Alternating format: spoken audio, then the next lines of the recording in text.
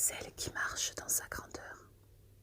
Mère, tu t'avances dans la beauté, permettant à tous de voir la gloire du grand mystère qui fait ton esprit libre.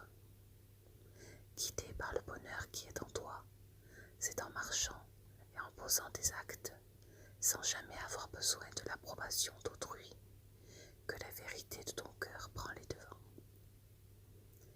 Avec concentration et droiture, tu m'apprends comment marcher, en équilibrant pensée et action, au lieu de parler inconsidérément. Je me tiens droite en ta présence. Je tiens ma tête haute, avec mes pieds enracinés dans mère terre et mes bras embrassant le Père ciel.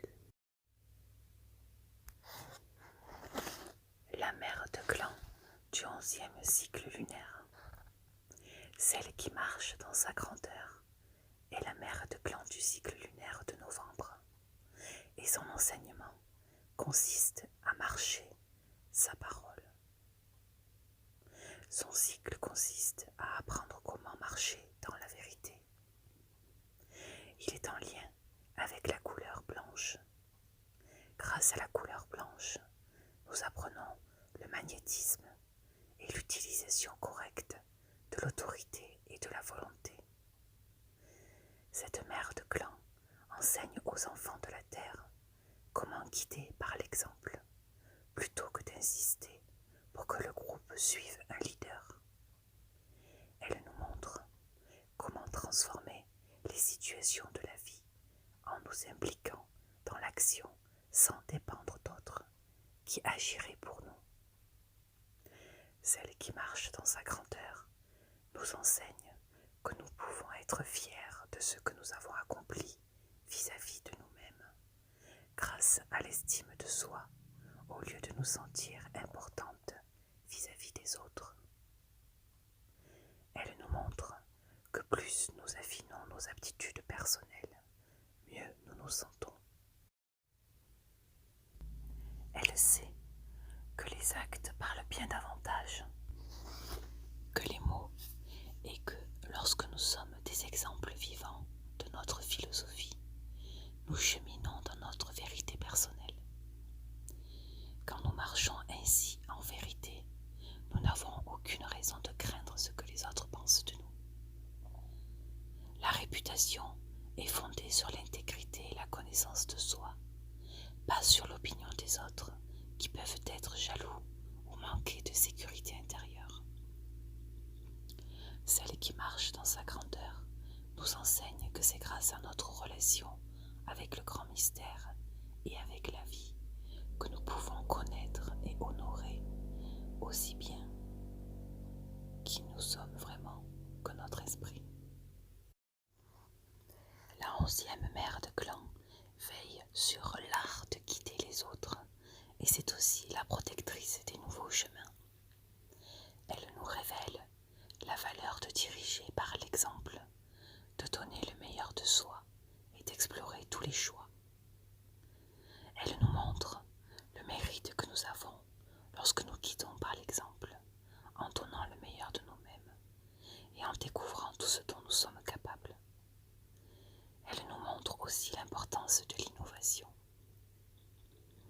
S'il existe une façon plus appropriée ou plus efficace de réaliser quelque chose, celle qui marche dans sa grandeur appliquera cette idée novatrice à sa marche terrestre pour voir si cette nouvelle façon de faire peut l'aider à marcher en vérité.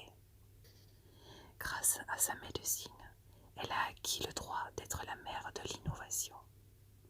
Cette inventivité ne détruit pas les traditions du passé, mais ajoute plutôt de nouvelles vérités à ces traditions en offrant un nouveau potentiel de croissance aux anciennes façons de faire des ancêtres.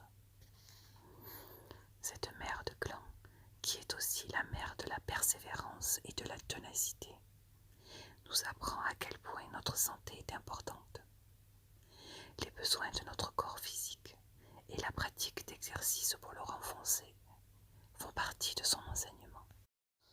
En utilisant notre capacité, en tant que femme, à être gracieuse et à trouver le centre de gravité dans notre forme humaine, nous pouvons incarner ce que signifie marcher dans sa grandeur et dans la vérité. Pour cela, nous devons utiliser la souplesse naturelle du corps humain. Celle qui marche dans sa grandeur nous montre que nous devons être suffisamment souples pour permettre aux autres de suivre leur propre chemin. Un esprit sain va soutenir la santé du corps. Un esprit chargé de fausses vérités et de négativité peut aller si fort à l'encontre du corps qu'une maladie va se créer. Celle qui marche dans sa grandeur nous montre comment honorer les besoins du corps en équilibrant l'activité physique, un comportement approprié, une nourriture saine, un sommeil régulier et l'hygiène. Elle nous apprend aussi qu'il nous faut persévérer, car le but est atteint lorsque le corps est en bonne santé. Un corps traité avec soin aura de l'endurance. Pour persévérer de manière correcte et faire face avec détermination aux défis que nous rencontrons, elle nous enseigne à être tenaces en utilisant toutes les forces de santé dont nous disposons, en adaptant nos comportements, ainsi qu'en ayant recours à l'introspection et aux facultés de notre esprit.